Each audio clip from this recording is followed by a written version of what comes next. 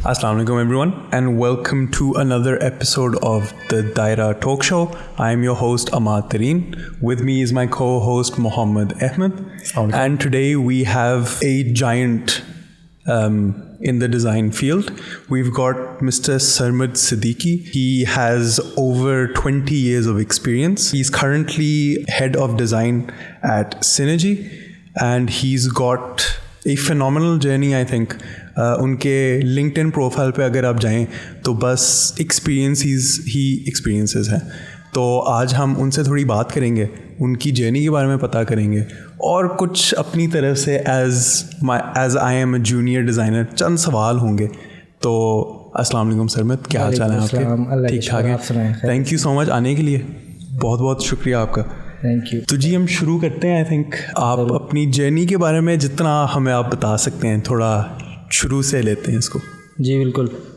ये journey start तो हुई थी 2000 में. मैंने सबसे पहले जो है वो डॉस प्रॉम उस वक्त हुआ करता था, सीखा जाता था. ठीक है. आम नहीं था कंप्यूटर जितना आज आम है कि हर घर में, उस वक्त नहीं था और हमारे घर में भी नहीं था. ठीक है. तो एज ए एकेडमिक्स मैं बहुत ही फेल था. मतलब मेरी एजुकेशन समझ लें एक तरीके से सिर्फ प्रमोशंस मिली हैं मुझे मेरे गुड कैरेक्टर पे. मैं कभी पास नहीं हुआ फ्रॉम फर्स्ट टिल 9th. अच्छा. कभी पास नहीं हुआ. 8 तक आप कह सकते हैं. 9th मैंने इसलिए डाला क्योंकि मैं केमिस्ट्री में फ़ेल हो गया था उसमें भी. और ये तो असम मोमेंट हो गया. जी ये तो असम मोमेंट हो गया जी. सो बोर्ड में तो आपके पास चांस होता है कि आप मैट्रिक में 6 पेपर दे दें एंड आप पास हो जाएं. बिल्कुल. तो मेरा मैं पढ़ता था कोई 18 घंटे. अब ये कोई यकीन नहीं करेगा बट दैट्स माय रियलिटी कि मैं जो भी याद करता था टेस्ट देता था, उसमें अगले दिन सुबह कोई मुझसे पूछे तो मुझे उसका ये भी नहीं पता. इवन मेरी बड़ी बहन वो मुझे अक्सर कहती थी कि वो टेस्ट लेती थी तो कहती थी तुमने याद किया था मेरे भाई, कैसे भूल गए. मैंने कहा मुझे सवाल तक याद नहीं है, आप जवाब पूछ रहे हो. तो खैर वो एक जर्नी थी. 2 साल की उम्र में गिर गए थे जिसकी वजह से ब्लड क्लॉटिंग का मसला था. तो डॉक्टर ने कहा था कि इनको पढ़ने में मुश्किल आएगी. मैं कोई बाय बर्थ कमज़ोर या वैसे कोई प्रॉब्लम नहीं थी अल्हम्दुलिल्लाह. लेकिन लाइफ के 2 ऐसे प्रॉब्लम्स हुई, ये कह लें कि सीखने के लिए अल्लाह मियाँ ने कुछ मामलात रखे जिसमें एक मरतबा मैं पैरालाइज़ हो गया था. अच्छा. मैं लेफ़्ट लेग वो क्योंकि मैं गवर्नमेंट स्कूल में पढ़ता था. ठीक है. तो कोई रस्टेड नील जो है वो मेरे घुस गई थी जो कि मुझे पता नहीं चला और मैं एकदम बेहोश हो गया, अनकॉन्शियस हुआ. जब उठा तो मैं डॉक्टर के मतलब हॉस्पिटल में था. फिर उसके बाद ये दोनों जो प्रॉब्लम्स हुई ये ऐसे वक्त हुई जब आपकी बेस बन रही होती है. बिल्कुल सही. 2 साल की उम्र में गिरा. उस वक्त मुझे प्राइमरी में जाना था. हमारे वक्त में ये प्रैप तो नहीं होता था, ये प्राइमरी वगैरह होती थी. लेकिन मेरे पेरेंट्स से फिर भी मुझे स्कूलिंग मेरे ऑन टाइम मतलब 3.5 या 4 साल की उम्र में मैंने अपनी स्कूलिंग शुरू कर दी थी. मेरी वालदा के सिर्फ एक जुमला मुझे याद है. जब मुझसे याद नहीं होता था तो सर में बहुत दर्द होता. तो मैं अपनी वालदा को बोला अम्मी मुझे मेरे सर पे हथौड़ा मार दें.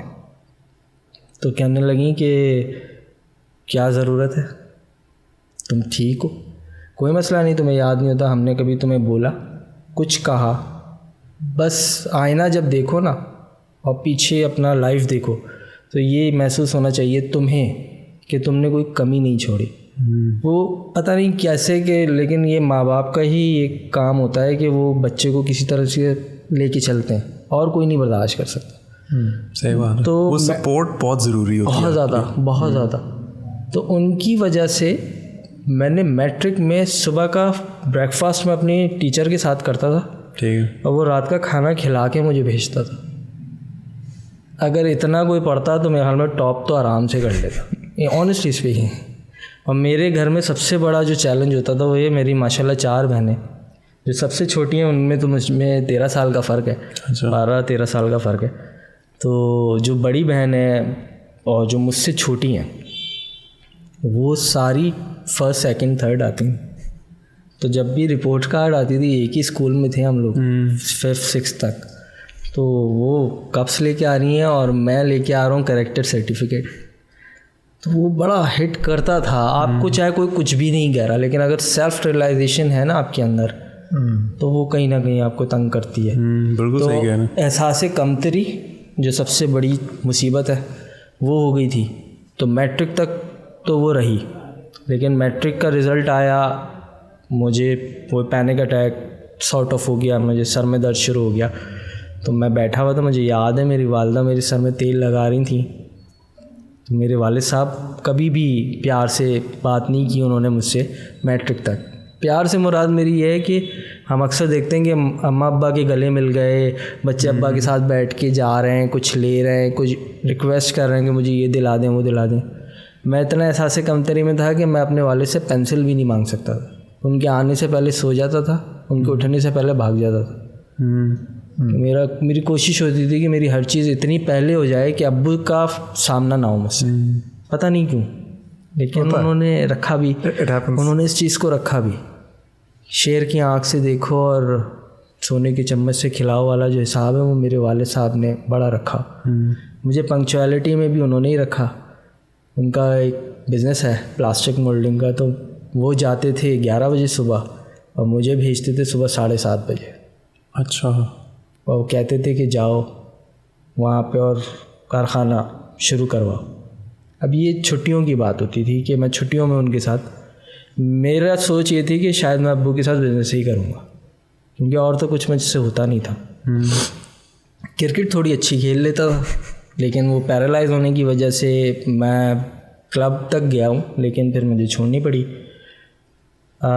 फिर मुझे 2000 में मेरी वालदा ने बोला कि यार कंप्यूटर, जबकि मेरी वालदा सिर्फ उर्दू मास्टर्स हैं, ठीक है, और वो भी घर से, ठीक है, ऐसा कोई नहीं है कि वो उन्होंने बाकायदा एजुकेशन लिया। मेरी वालदा ने बोला, मेरे नाना जो थे वो शायर थे, तो अम्मी ने बोला कि तुम बड़ी अच्छी ड्राइंग्स करते हो, तुम एक काम करो, तुम कंप्यूटर का शौक़ है तुम्हें? मैं कहा जी बहुत है। तो मेरी वालदा ने मुझे वहाँ भेज दिया। ठीक है। तो मेरी ज़िंदगी का पहला ए तब आया था कंप्यूटर में, और उसमें डॉस के प्रोग्राम को जो मैंने किया था, वो सिर्फ पिंग करना होता है, वो एक लैंग्वेज थी कि आप पिंग करें तो वहाँ मैसेज जाएगा। तो वो बड़ी हमारे लिए फैसिनेटिंग चीज़ थी। ओहो, हमने ये तो बड़ा, तो पता नहीं कैसे वो अच्छा गया। फिर उसके बाद मैंने नूर कॉलेजिएट एक कराची में होता था, वहाँ से मैंने जो है को पढ़ा। एक प्रोफेशनल कॉलेजिएट था, वहाँ से पढ़ा, लेकिन कोरल, फ्री हैंड, ये सब आ गया था मुझे। अच्छा। एक बराबर में एक वही है, हर जगह आईना दिखाने वाले पहले पहुंच जाते हैं, हम तो बाद में ही पहुंचे जहाँ भी पहुंचे। एक गॉड गिफ्टेड आर्टिस्ट मेरे बराबर में बैठता था, और वो उस ज़माने में कोई कोरल पे अगर कोई चीज़ इलस्ट्रेट कर ले तो बड़ी बात हो जाती थी। वो पेंट के अंदर रियलिस्टिक स्पोर्ट्स बाइक बना लेता था, और मैं हैरान हो जाता था कि ये कैसे कर रहा है, क्योंकि टूल्स भी कम है। कंप्यूटर का पेंट क्या करता था, कुछ भी नहीं था उसके अंदर, लेकिन वो रियलिस्टिक बनाता था और अपने माइंड से बना। वो उससे compete खुद से शुरू कर दिया कि कंपटीशन है भाई ये मेरा। बिल्कुल सही है। कभी भी नहीं हरा पाया, हाँ, लेकिन बस था कि इसको हराना है। उसको बताया भी नहीं, बोला भी नहीं, लेकिन ये कि हाँ वो हो सकता है वो सुन रहे हैं उस वक्त। जी हो सकता है वो सुन रहे हैं मे बी अगर वो मुझे पहचान जाए, उस वक्त तो बड़े छोटे से थे हम। तो उन्होंने माशाल्लाह उससे मुझे बड़ी मोटिवेशन मिली कि नहीं, इस काम को आपको लेके चलना है। लेकिन मेरी असल जो मेन पिलर थी वो मेरी वालदा थी। बिल्कुल सही है। उन्होंने, उनसे मैंने कई मरतबा ये रिक्वेस्ट की, अम्मी नहीं हो रहा, क्योंकि ये बड़ा टाइम टेकिंग था। जिस वक्त मैंने करियर शुरू किया था उस ज़माने में इतने टूल्स, आप फोटोशॉप 7 की बात कर रहे हैं, तो बल्कि उससे पहले की भी बात कर रहे हैं मैं कहूँगा। तो वो उस वक्त ये वर्जन्स जो थे ना, इतने ज़्यादा आसान नहीं थे जितने आसान अब हैं। बिल्कुल ऐसे ही। तो हमें वक्त लगता था कोई आर्टवर्क बनाना, और फिर कंप्यूटर की स्पीड। मुझे याद है एडकॉम के अंदर जब हम लोग कोई 90-30 की होर्डिंग बनाते थे, तो हम एक चीज़ हिला के ना ऐसे करके बैठ जाते थे, हाँ अच्छा अब क्या करना है। क्योंकि उसे 15 मिनट्स चाहिए थे उस मूव को करने के, हाई रेजोल्यूशन के अंदर। और हम थे, प्रोडक्शन का एक दौर हुआ करता था जब एडवर्टाइजिंग एजेंसीज़ में, कि प्रोडक्शन अलग होती थी। तो आर्ट डायरेक्टर ने डिज़ाइन बनाया, रफ़ फाइनल हम किया करते थे। सही है। तो मेरी जर्नी वहाँ से शुरू हुई। और हम लोग उस ज़माने में बड़े छोटे लोग कहलाया करते थे, हमारे साथ क्रिएटिव बैठता नहीं था। मैं उस दौर की बात, क्रिएटिव का एक ऑरा होता था वो बड़े फंकी होते थे, बाली है तो टैटू है तो इंग्लिश अच्छी है, तो उनका अटायर ही डिफरेंट होता था। और हम होते थे बिल्कुल नॉन बर्गर, सॉरी लेकिन या ऐसे ही था। तो हम बिल्कुल ही बन कबाब हुआ करते थे, हम जाके बैठते थे स्टूडियो के अंदर। लेकिन मैं इसलिए लकी रहा कि मेरे जो मेंटोर्स थे उनको मेरे अंदर पता नहीं क्यों एक चार्म दिखता था। एक तो ये कि रिस्पेक्ट बिल्कुल आपने देनी है, बिल्कुल।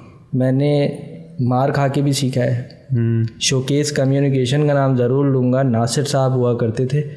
मेरी पहली इंटर्नशिप एज अ डिज़ाइनर, उससे पहले मैं रंग टेलीविज़न था एक, उसके अंदर नॉन लीनियर एडिटर रहा, एनिमेटर भी रहा, उससे पहले HMO प्रोडक्शन में भी रहा, और इस तरह मैंने अरीना में भी पढ़ाया। अच्छा। जिन्होंने मुझे पढ़ाया, मैं एक दिन उनको काम दिखाने गया तो उन्होंने बोला कि आप पढ़ाओगे? अच्छा। तो 2,500 से मुझे फ़ौरन 8,000 रुपये मिलना शुरू हो गए। तो किसको बुरे लगते हैं? मैंने कहा जी क्यों नहीं, मैं पढ़ाता हूँ। लेकिन वहाँ भी अल्लाह का शुक्र है, अल्लाह ताला ने इतनी अकल दी थी कि साल भर में मैं क्या करता था, मैं सुबह जाता था और जब क्लासेस ख़त्म हो जाती थी तो मैं 8 से लेके 11 बजे तक रात की अपनी प्रैक्टिस करता था कि ताकि कल बच्चों को अच्छे से बता सकें। बिल्कुल सही। पर सेल्फ रियलाइजेशन हो गई कि यार ये झूठ है जो मैं कर रहा हूँ, मेरा ये एक्सपीरियंस ही नहीं है जो मैं पढ़ा रहा हूँ। सही। ये तो झूठ है इनके साथ और ये गलत है इनके साथ। पर मैं इतना लकी रहा हूँ कि अल्लाह ताला ने इतनी इज़्ज़त दी है कि वो भी छोड़ने को तैयार नहीं थे। वो कहते थे कि भाई बच्चे खुश हैं और बच्चे आपसे पढ़ना चाहते हैं, जबकि मेरी कोई ऐसी एज नहीं थी कि लोग बोलें। लेकिन वो भाई पता नहीं क्या, मुझे अल्लाह मियाँ की तरफ से गिफ्ट था है कि लोग मेरे साथ पढ़ना चाहते थे। अल्हम्दुलिल्लाह अल्हम्दुलिल्लाह अल्हम्दुलिल्लाह। फिर वहाँ से अरीना मैंने छोड़ा तो मैं गया था रंग टेलीविज़न। रंग टेलीविज़न में जब बेनज़ीर भुट्टो की असैसिनेशन हुई थी तो वो हमारे लिए बहुत बड़ा इवेंट था। अनफॉर्चुनेटली वो मेरे लिए एक रियलिटी चेक भी था। 1 साल हो चुका था वहाँ काम करते हुए और जब ये हुआ था इंसिडेंट। ठीक है। कराची का हाल आप लोगों को शायद याद ही हो। तो हम लाइव कर रहे थे पहली बार। ठीक है। पर सैड रियलिटी है, पॉलिटिक्स हमें पहले पता था क्या होने जा रहा है। आई एम रियली सॉरी, लेकिन पता नहीं, ये बोलना चाहिए नहीं, लेकिन हमें पहले पता था। समहाउ हमें पहले पता था कि क्या होने जा रहा है, पूरा दिन कैसे गुजरेगा। अच्छा जी। हमने जब वो खून देखा लाइव, जाहिर सी बात है अजीब सा हो रहा हूँ, लेकिन वो मुझे अभी भी याद है, मेरी आंखों में खून आ गया था। मैं बहुत डर गया था कि हम कैसे मुल्क में रह रहे हैं और हम कैसे लोग हैं। तो वही क्वेश्चन मार्क, क्योंकि हसास तो होता है एक आर्टिस्ट जो भी है, जैसा भी है, वो चाहे जितना भी अपने आप को रोबदार दिखा ले, हसास बहुत होता है। तो वो बड़ा इफ़ेक्ट किया था। तो उस दिन मेरी वालदा ने पहली बार मुझे किसी जॉब को छोड़ने को कहा था। अच्छा। मैं छोड़ दो। खैर वो छोड़ के फिर मैंने एडकॉम ज्वाइन किया था। एडकॉम के अंदर मुझे जो मेंटोर्स मिले, मैं शर्जील भाई का नाम ज़रूर लूँगा, वो इस वक्त मैनहट्टन के ECD हैं, शर्जील अहमद। तो वो जो हैं उस वक्त ECD हुआ करते थे। उनको पता नहीं क्यों एक रग़बत सी थी मेरे से, और वो मुझे अपने साथ बिठा के खाना खिलाते थे। जहाँ स्टीरियोटाइप में बता रहा हूँ कि वो अलग हुआ करते थे, बड़े हुआ करते थे, वहाँ मुझे ये रिस्पेक्ट मिलती थी कि मुझे खाना नहीं ले जाना पड़ता था। वो कहते थे मेरे साथ बैठो और खाओ, मेरा खाना खाओ। वो एक्सपेंसिव खाना खाते थे, हम एक नॉर्मल नीचे से दाल चावल लेके खाते थे। तो मेरी उस वक्त भी सैलरी जो थी वो 14,500 रुपये थी। लेकिन क्या बरकती सैलरी थी उस ज़माने में। मुशर्रफ साहब का दौर था। बाइक ख़रीदी थी और 30 रुपये में हाल में 5 रुपये के इजाफे के साथ 35 रुपये का पेट्रोल हो गया था। तो बड़ा दुख हुआ था कि अभी तो ली है और अभी इतने पैसे वाले। तो ये है कि अचीवमेंट में, ये काम के साथ साथ चीज़ों में वक्त आता गया, लेकिन मैं ढूंढ नहीं सका अपने आप उस वक्त तक कि मुझे करना क्या है। उसमें हेल्प मुझे शर्जील भाई ने की। सही। क्योंकि घर में भी कोई पीछे बैकग्राउंड नहीं था एडवर्टाइजमेंट का किसी का भी, और इस तरफ किसी को समझ भी नहीं आ रहा था ये कर क्या रहा है। और वैसे भी मुझे लगता है जब आप ढूंढ रहे थे इसको तो वो बहुत एक नया पेशा था। बिल्कुल नया, जिसके बारे में लोगों को पता था तो वो 3-4 लोग ही थे जिनको पता है। आई थिंक पाकिस्तान चौक सिर्फ अवेयर थे लोग कि यहाँ से कुछ ऐसा बनता है। ठीक है। एडवर्टाइजिंग एजेंसी का इवन मुझे भी नहीं पता था जब तक मैंने हरिनम में पढ़ाया नहीं था। सही। मुझे वहाँ जाके पता चला अच्छा ये भी कोई कंपनी होती है, ये कोई चीज़ है, अच्छा यहाँ पे जॉब कैसे लेते हैं। मेरे स्टूडेंट ने मेरे सीवी रेज्यूमे में आगे किया था कि आपके स्किल्स अच्छे हैं, आप क्यों अपने आप को अंडर एस्टिमेट करते हैं। मैं हमेशा अपने आप को नीचे रखता हूँ। मैं आज भी यही समझता हूँ कि ये बेहतर है इसमें फ़ायदा रहता है, एक्सपेक्टेशंस लो रहती हैं ना लोगों की। तो खैर वो फिर हमने अल्लाह का शुक्र है वहाँ से जब एडकॉम से जब मैं यूनिवर्सिटी के लिए 3 साल टेस्ट देता रहा, ठीक है, सब क्लियर हो जाता था, इंटरव्यू में रह जाता। आज मैं इंटरव्यू दे रहा हूँ, देखें बड़ी बात है मेरे लिए। मैं अननोन लोगों से बात नहीं कर सकता, ठीक है, डरता था, बहुत डरता। तो खैर वो माशाल्लाह जब उन्होंने मेरी पूरी साल इंटरव्यू की तैयारी कराई, टेस्ट में मैं क्लियर हुआ। जब मैं इंटरव्यू पे गया तो बड़ा अच्छे रिमार्क्स मिले, एडमिशन हो गया, यूनिवर्सिटी चले गए। अब पैसे 1 रुपया नहीं है, क्योंकि अनफॉर्चुनेटली आप जब बिग फैमिली हो तो वालिदैन थोड़े से फंसे हुए भी होते हैं। मिडिल क्लास प्रॉब्लम कोई ऐसी बात नहीं है, खुशी की बात है। हाँ, तो अल्लाह का शुक्र है कि वालिद साहब को इतना यकीन था कि जो कर रहा है हलाल कर रहा है। मेरे वालिद को सिर्फ एक ही क्वेश्चन, जो करो हलाल करो। बिल्कुल सही। कभी हराम का नहीं कराया। गवर्नमेंट सर्वेंट रहे मेरे वालिद साहब, एजुकेशन से उनका ताल्लुक़ रहा है। उन्होंने अल्हम्दुलिल्लाह आज भी उनके पास ना बाइक है, ना गाड़ी है, ना घर है, और ना अकाउंट में रुपया है। अल्हम्दुलिल्लाह जो था कमाया खाया, बिल्कुल सही। कम रहा जो भी रहा बहुत अच्छा रहा। मेरे वाले साहब हमेशा कहते थे मैं बहुत सुकून की नींद सोता हूँ और मैं चाहता हूँ तुम भी सुकून की नींद सो। तो अल्हम्दुलिल्लाह मैं भी बहुत सुकून की नींद सोता हूँ अल्हम्दुलिल्लाह। तो मैं अपने इसीलिए एक चीज़ मेरी वालदा ने मेरे पे ध्यान रखा कि मैं जो हूँ वो पढ़ता रहूँ, कहीं भी छोड़ूँ ना। और मेरे वालिद ने ये कोशिश रखी कि मैं सही रास्ते पर रहूँ, क्योंकि माशरा हम जैसे फुअर दिमाग लोगों को बड़े सारे आइडियाज़ दे देता है गलत कामों के, और बहुत आसान भी होते हैं वो। तो मैं सबसे आसान वही रास्ते होते हैं, वो गलत वाले। जी सब आपको वही कहते हैं कि यार आप एम ही पढ़ना है तो यार ये कर लो, ऐसा कर लो। जब मैं बताता हूँ, मैं बता रहा था अहमद भाई को कि मैं पतहारा लगाता था इतवार बाज़ार, हफ्ता बाज़ार में ईद कार्ड बेचा करता था। ठीक है। तो अच्छा, इसकी जर्नी शुरू हुई थी झंडियाँ बेचने से। हमारे वक्त में 14 अगस्त में झंडियाँ लगा करती थी, बड़ा मज़ा आता था। अब तो पूरी अब तो ख़त्म ही हो गया ऑलमोस्ट। तो वो झंडी आम की पेटी पे रख के बेचना, 40 रुपये अपनी पॉकेट मनी को बचा के जो मैंने ख़रीदी थी वही रिकवर होके 60 रुपीज़ शायद बने थे उस ज़माने में। तो मैंने अम्मी को आगे बताया, अम्मी मैंने झंडियाँ बेची और मैंने 60 रुपये बनाए, 40 मेरे थे, तो वो रिकवर हो गया और 20 रुपये मेरे प्रॉफिट। अम्मी ने बड़ा अप्रिशिएट किया। हमने कहा ये तो बड़ा अच्छी बात है, अम्मी भी अप्रिशिएट कर रही हैं। फिर हमने पतहारा लगाना शुरू कर दिया, ईद कार्ड का स्टॉल लगा लिया, वहाँ जाके बेचा। जब वापस एक दिन आया तो अम्मी ने मुझसे पूछा, रमज़ान ही थे, अम्मी ने पूछा बेटा करना क्या है लाइफ में। मैंने कहा अम्मी मैं सोच रहा हूँ आलू बेचूँ, उसमें बड़े पैसे हैं। अम्मी ने कहा आलू बेचूँ मतलब? मैं सब्ज़ी की दुकान अम्मी, रोज़ लोगों को खाना है, रोज़ चाहिए, आलू भी चाहिए, प्याज भी चाहिए, तो मैं सोचता हूँ मैं वो बेचूँ। तब मेरी अम्मी रोई थी, कहने लगी बेटा काम कोई छोटा नहीं है, तुम अपने बारे में अच्छा सोचते ही नहीं हो, मतलब बड़ा तो सोच लो। तुम्हारी पूरी फैमिली जो है वो पढ़ी लिखी फैमिली, डॉक्टर्स हैं, इंजीनियर्स हैं, सीएज हैं, तुम कह रहे हो तुमने सब्जी। मैं काम को छोटा नहीं कह रही और मैं उनको भी छोटा नहीं कह रही, लेकिन ठीक है अगर आपसे नहीं हुआ तो 100 बिस्मिल्लाह, हलाल रोज़ी तो आप झाड़ू लगा के भी ले लो, कोई मुझे गम नहीं। कभी तो कुछ बोलो कि अम्मी मैं पायलट बनना चाहता हूँ, मैं इंजीनियर बनना चाहता हूँ, एटलीस्ट विजन तो बड़ा। हाँ मतलब कभी तो तुम्हारे मुंह से कोई ऐसी बात सुनने को मिले जिसमें कुछ गोल दिखे। मैंने कहा अच्छा ऐसा भी होता है लाइफ में। मैंने कहा मैं सोचता हूँ। फिर भी मेरी वालदा को पता था मैं इतना बेवकूफ़ आदमी हूँ, मुझे चपद्दू कहा करते थे बचपन में, और मेरा थीसिस भी इसी पे था। अच्छा, तो मैंने that's what that means। जी चपद्दू और चुगत आप क्या लें। तो मैंने आर्टवर्क बनाया था अपने थीसिस में कि सवाल में लिखा था चे और जवाब लिखे थे चे और फिर 10 में से चे ही दिया था मैंने अपना। अच्छा, तो लोगों ने पूछा ये आर्टवर्क क्या है? तो मैंने उनको सिंपल बताया, मैंने कहा जब सवाल ही नहीं समझ आया तो उस पर तुम लोग मुझसे मांगते रहे जवाब। तो सवाल मेरे लिए उस वक्त भी चाहिए था, जवाब भी मैंने 6 पन्ने का दिया था, और मज़े की बात उस पर मुझे आप लोगों ने मार्क्स भी दिए, 2, 3, 4 जो भी आपने देने थे। तो वो मेरे लिए आज भी 6 ही है, क्योंकि मुझे कुछ ही याद नहीं है अपनी एकेडमिक्स का, कुछ भी। कोई पोयम भी अगर इंसान को याद हो ना तो वो कह सकता है कि यार मुझे कुछ तो याद।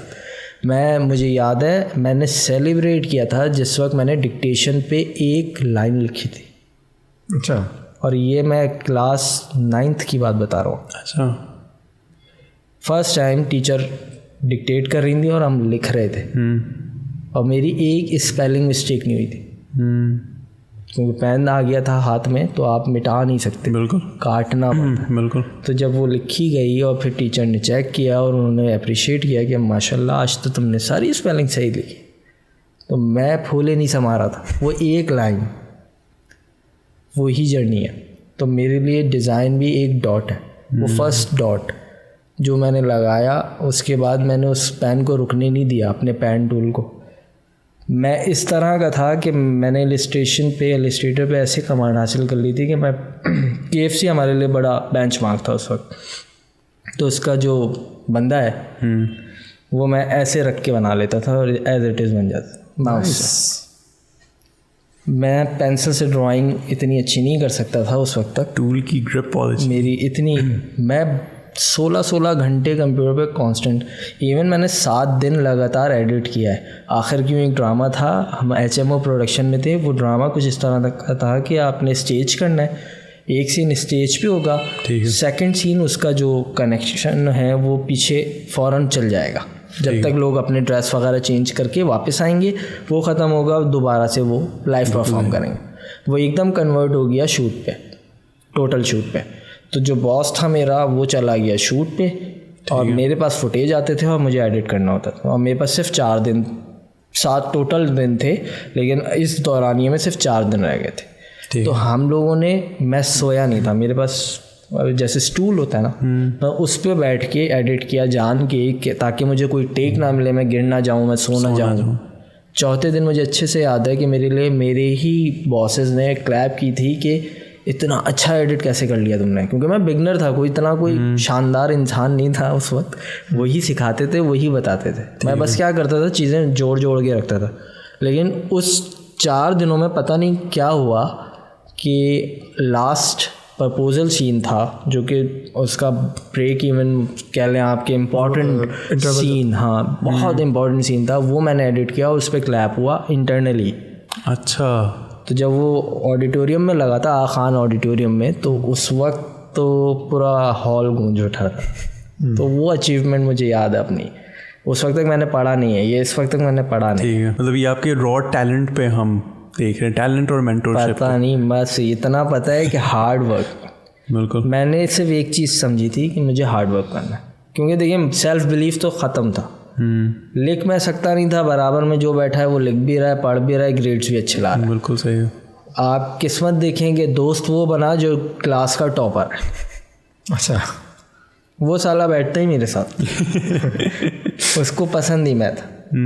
अब मैं वो बंदा हूँ कि मुझे डर लगता था उससे कि यार ये मैं बिल्कुल मैं पीछे बैठना चाहिए हूँ, मैं उसकी वजह से आगे बैठा होता था, क्योंकि वो मेरा दोस्त था। वो बहुत मुझे लेके चला है, बहुत उससे मुझे मोहब्बत दी है। अरसलान नाम है, अरसलान हुनैन, और वो बैंकर है।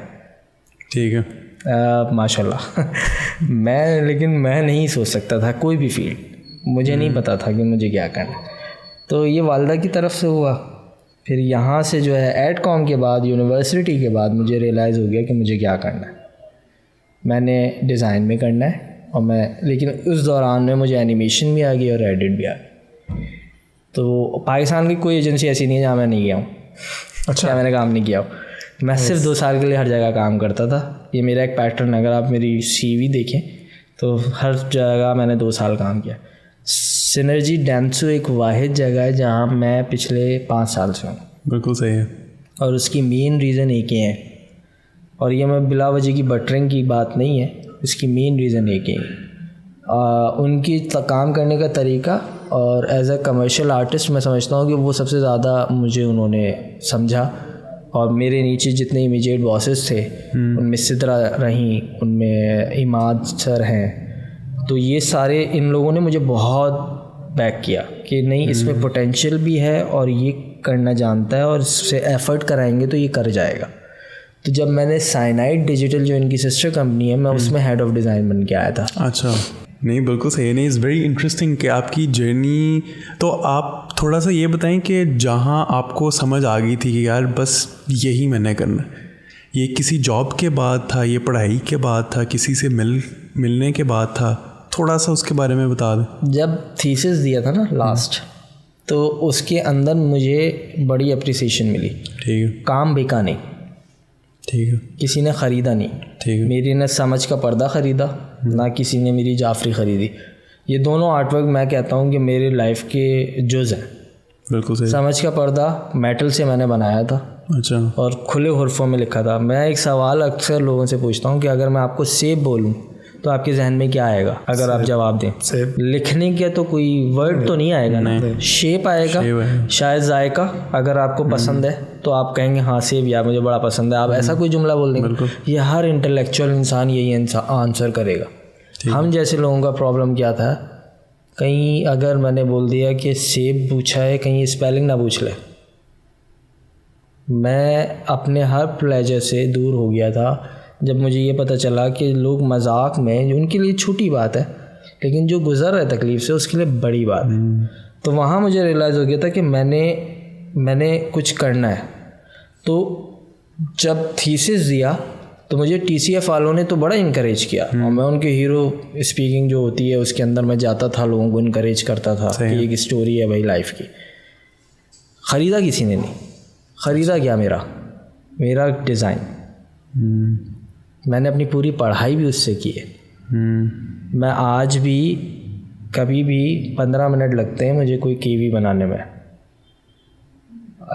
मैं इतना तेज़ हूँ इसके अंदर अल्हम्दुलिल्लाह कि लोग, मैंने एक वक्त में 19 ब्रांड संभाले हैं मलन लोरोव के अंदर अकेला। 19 brands and I never let किसी भी चीज़ में।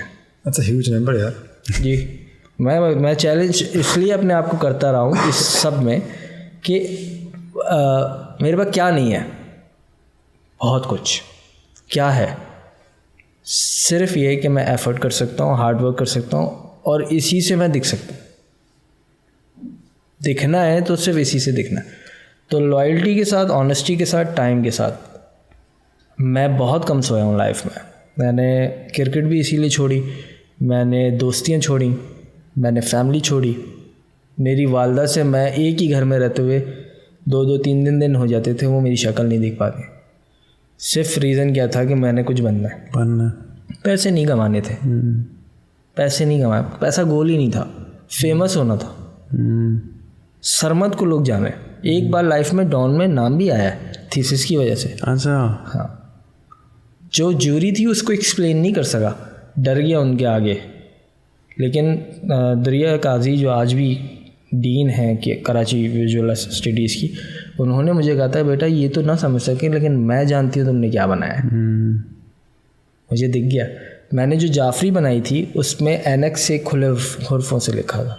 ठीक है। तो वो जाफरी में एनक था, मैं अंदर खड़ा था और मैंने बोला कि आप इंटेलेक्चुअल्स ने क्या किया कि मुझे साइडलाइन कर दिया। मुझे बुज़ुर्ग, मैं शादियों में जाता था तो मैं बुज़ुर्गों के साथ बैठा हूँ, मेरे हम उम्र मुझसे बात नहीं कर रहे क्योंकि मेरे पास कोई बात ही नहीं है उनसे बात करने के लिए। उनके पास बड़े चीज़ें हैं डिस्कस करने के लिए। कपड़े क्या पहनने मुझे वो तक तमीज़ नहीं थी। तो मैं सिर्फ पानी पिलाने के काम आता था। तो मुझे वो लोगों के लिए तो बड़ा डिसहार्टनिंग होगा, लेकिन मुझे बाद में रियलाइज़ हुआ यार मेरे लिए कितना अल्लाह ने आसान रास्ता कर दिया कि मैं बुज़ुर्गों में बैठा और मेरी तरबियत हर रोज़ होती रही। बिल्कुल ऐसे ही।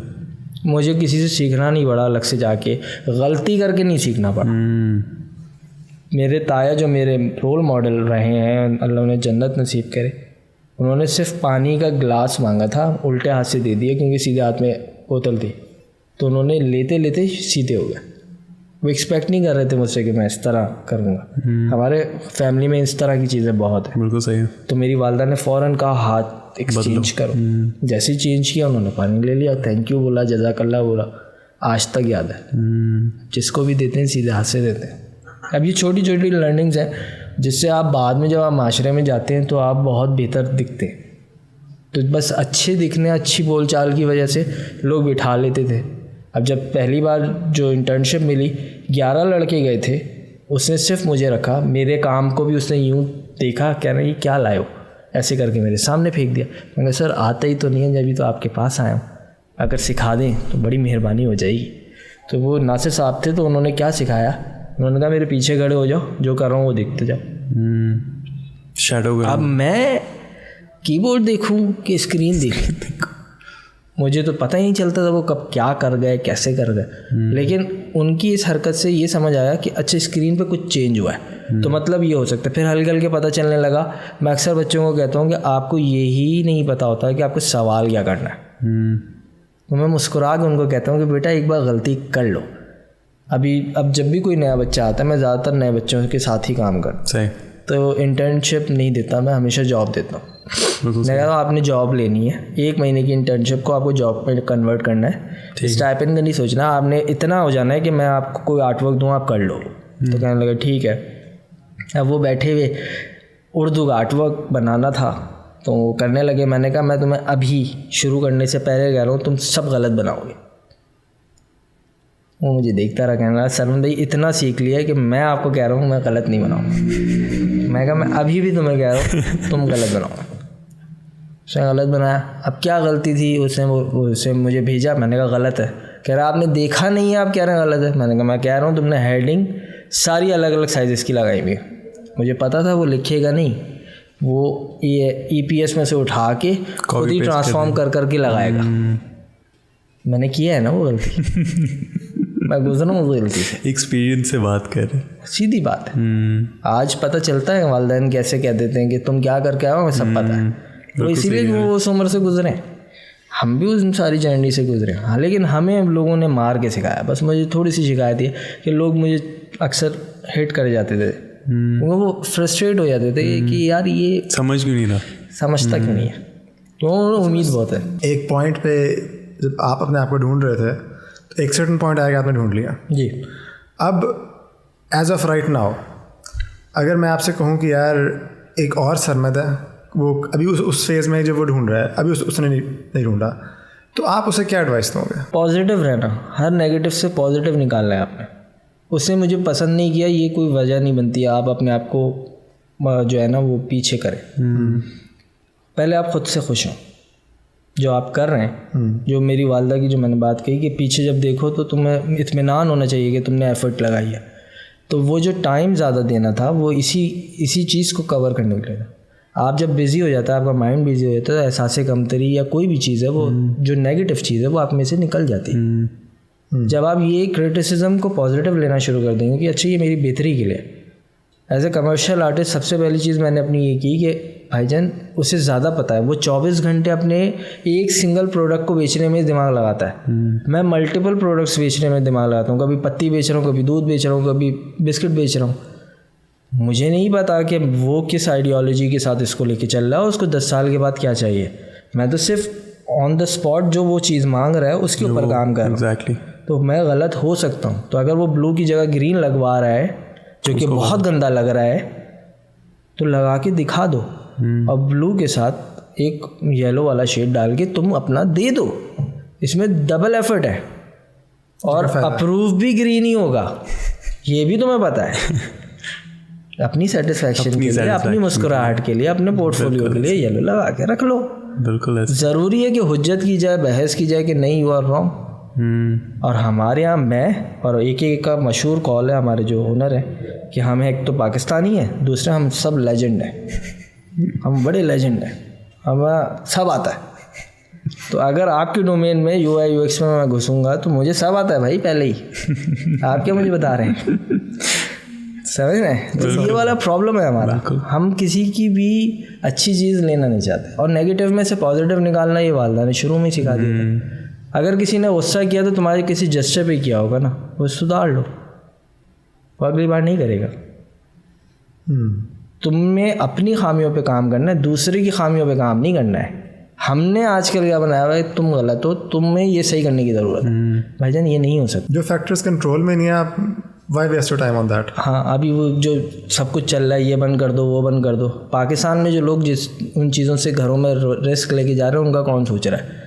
आपके पास ऑल्टरनेटिव क्या है? आप तो बंद कर दोगे क्योंकि आपके घर में राशन है, जो डेली बेसिस पे वो राशन ले रहा है उससे, ठीक है, अल्लाह पे ईमान और वो सब, उस पे फिर अगर आप आएंगे तो बड़ी आसान चीज़ है, आप फाका क्या, आप रोज़ा रख लो, खुश रहो, कोई ज़रूरत ही नहीं पड़नी आपको किसी भी चीज़ की, फिर पानी भी पेट भर देगा। ईमान की ऐसी ताकत है भाई। बिल्कुल ऐसे नहीं हो सकता कि आप सिर्फ अपने मतलब की चीज़ों में मान ले आए फिर उसके बाद दूसरों को छोड़ दें।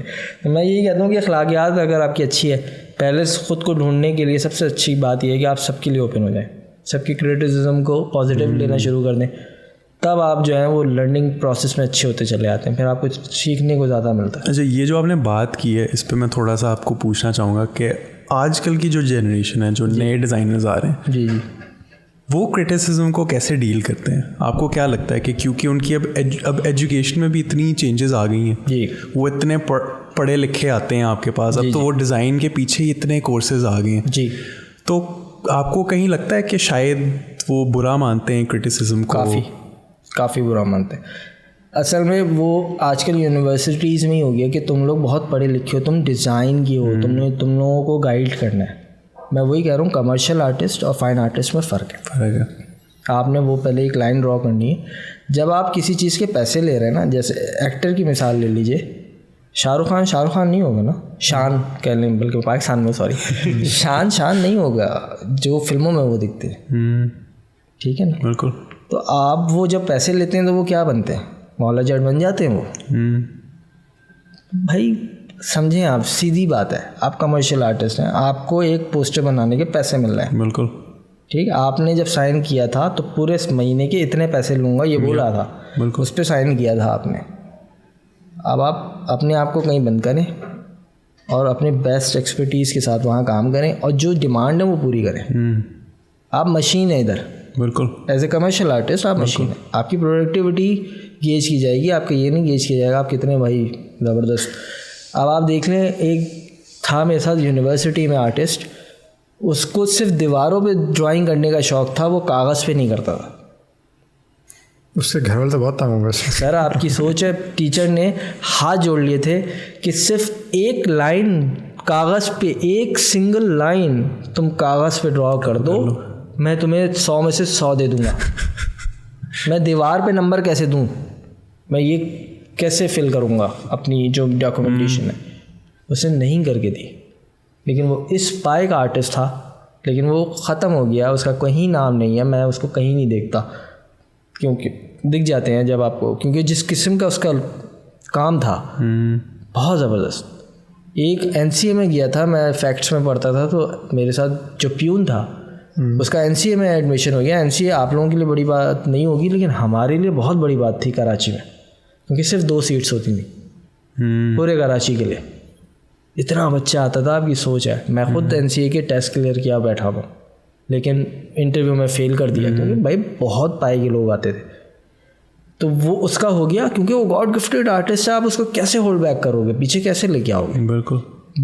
उसके लिए शिकायत आई, क्या शिकायत आई कि यार ये ड्राइंग में तो एक्सीलेंट है, लेकिन कम्युनिकेशन और राइटिंग फॉर ज़ीरो, मैं इसको पास ही नहीं कर पा रहा हूँ। मैं चाहता हूँ कि ये पास हो जाए, ये पास ही हो पा रहा। अब आप मजबूरी देख रहे हैं इंसान की। ये इंसान अच्छा था, वो उसका आर्ट वर्क लोग एग्जीबिशन में बेचते थे उससे ख़रीद के, उसको 10-20 हज़ार रुपये दे के और अपने घरों की जीनत बना लेते थे उसके काम को, लेकिन उसका अपना कोई नाम नहीं है। तो हम लोग आज भी बहुत पीछे हैं, हम आर्ट को नहीं अप्रिशिएट कर सकते। सही बात है, हमें नहीं आता आर्ट अप्रिशिएट करना, हम कमर्शियल ही कुछ कर सकते हैं। आप मुझे क्या दे रहे हो, मैं आपसे क्या ले रहा हूँ, ये हमारा मोटिव होता है, सीधा सा हिसाब है। आप बता दें कौन सी एप्लीकेशन ऐसी है जो आपको फ़ायदा पहुँचा रही है। करीम सर, हमें भी पता है, आपको भी पता है। सही है, मेरी एडवर्टाइजमेंट लोगों को फ़ायदा पहुँचा रही है? नहीं सर। आप बता दें कौन सा ऐसा आर्टवर्क है जो लोगों को यहाँ जाके लगाओ, क्योंकि हम सिर्फ क्या बेचते हैं, 25 रुपये की बचत, 50% सेल, बस। हमें एजुकेट नहीं करना लोगों को। बिल्कुल ऐसे। हमारी डायरेक्ट कम्युनिकेशन है लोगों के साथ, और वो उनके पास इतना ही टाइम है, बिल्कुल वो सीखने भी नहीं चाहते, डॉट्स कनेक्ट करना नहीं चाहते। नहीं, तो ये बहुत बड़ा जो है ना हमारे लिहाज से कि हमारे नए बच्चों को सोचना चाहिए कि आप कमर्शियल आर्टिस्ट, आपको अपने लिए काम करना है ना, तो वो 8 घंटे के बाद बात करना, बिल्कुल ऐसे आपके पास हैं 16 घंटे, बिल्कुल। जहाँ आपने गेम खेलना है, वहाँ आपने दोस्तों में टाइम गुजारना है, वहाँ आपने सोना है। ये भी आप लोगों की बड़ी नई कहानी है। हम तो नहीं सोए 18-19 घंटे हमने 18-19 घंटे काम किया है। मेरा साइनाइड का अभी रिसेंट पास में, अब आप कहेंगे कि गलत हुआ, लेकिन ये एक सच है कि हम ग्रो करना चाह रहे थे और हमारे पास 8 ब्रांड थे, तो हम लोगों ने कोशिश ये करनी थी कि हम बहुत ज़्यादा से ज़्यादा क्लाइंट्स को ऑन बोर्ड करें। तो मेरे पास अपॉर्चुनिटी आई, मैंने कितनी घंटे काम किया साइनाइड के अंदर रहते हुए। मेरी नई नई शादी हुई थी, अब तो 8 साल हो गए, लेकिन उस वक्त नई नई शादी हुई थी। फिर भी मैं जाता था सुबह 9 बजे डॉट और रात के 3 बजे साइनाइड से निकलता था। 4 बजे मैं घर पहुंचता था, 1 घंटे का सफ़र था मेरा घर।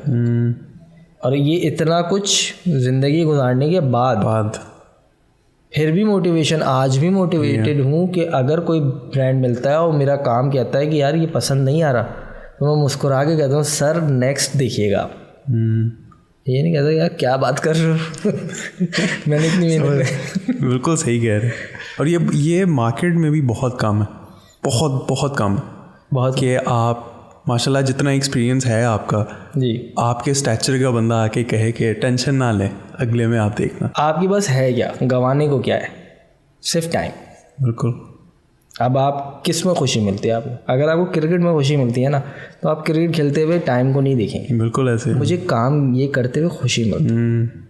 अब मैं आज भी शटर को इतना इनकरेज नहीं करता, मैं आज भी अपने बैकग्राउंड्स खुद बनाता हूँ। मैं बच्चों से रिक्वेस्ट करता हूँ, मैं ऑर्डर नहीं करता।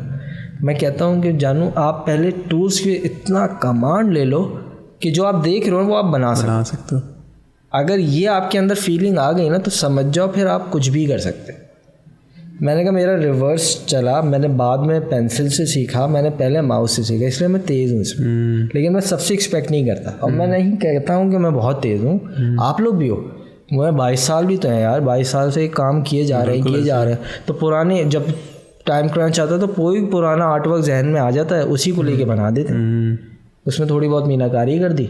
आपको पता है कुछ चीज़ें तो सॉलिड है, कुछ रूल्स सॉलिड है, लोगो लगना ही है, नीचे ये ग्रिड बननी ही है, वो ग्रिड बनी हुई है, मोस्ट ऑफ द टाइम तो ग्रिड बनी हुई होती है। तो आधा काम तो आपका पहले ही हुआ होता है, आपने सिर्फ स्पीच के फाउंडेशन बनी हुई है, बाकी आपने काम करना है। बैकग्राउंड तो आपका है सेट, फोरग्राउंड आपने सोचना है, वो आइडिया के हिसाब से आप सोच लें। अब जो आजकल के डिज़ाइनर्स हैं वो क्रिएटिव को पता नहीं क्यों एक स्टेप हमारे वक्त में आगे ले जाना होता था कि जो उसने लाइन दी है ना, सिर्फ वो लाइन डिपिक्ट नहीं करनी है, उसके अंदर इवॉल्व होना है और फिर उसको एक स्टेप आगे लेके जाना है। तो मेरी फाइन आर्ट्स की वजह से वो चीज़ बहुत अच्छी हुई कि मुझे सोचने में जो है ना, प्रोसेस करने में, चीज़ में, उसमें जाने में काफ़ी हेल्प मिलती है और मैं उन चीज़ों को कनेक्ट बड़ा अच्छा कर पाता हूँ। क्योंकि रैशनल ना हो ना तो फिर डिज़ाइन मर जाता है। ऐसा ही है। तो मेरा जो काम होता है वो रैशनली जो है ना, वो थोड़ा सा होता है कि भाई इसमें क्या रैशनल है, इसका कलर क्यों ये डाला है, आप चेंज करा रहे हो, ये लो टक, लेकिन मैंने क्यों डाला था, सिर्फ सुन लो, मेरे दिल के लिए, मेरे दिमाग के लिए सिर्फ सुन लो और आप अपना बता देना कि भाई नहीं ये अच्छा लग रहा है या जो भी XYZ, तो हुज्जत नहीं है। अभी तक हमने बहुत सारी चीज़ें डिस्कस की हैं। We talk about your journey, आपकी शुरुआत कहाँ से हुई, आपकी प्रॉब्लम्स क्या क्या आई, आपने क्या क्या इश्यूज़ फेस किए etcetera. We also talked about कि यार अभी जो बाकी डिज़ाइनर्स आ रहे हैं वो किस माइंडसेट से आ रहे हैं, क्या उनको इश्यूज आते हैं, वो क्यों कहाँ पे फेल कर रहे हैं जी। एक मैं आपसे फाइनल एडवाइस मांगूंगा कि, और बहुत सारी बातें जो हमने की है ना दैट वो अप्लाई करती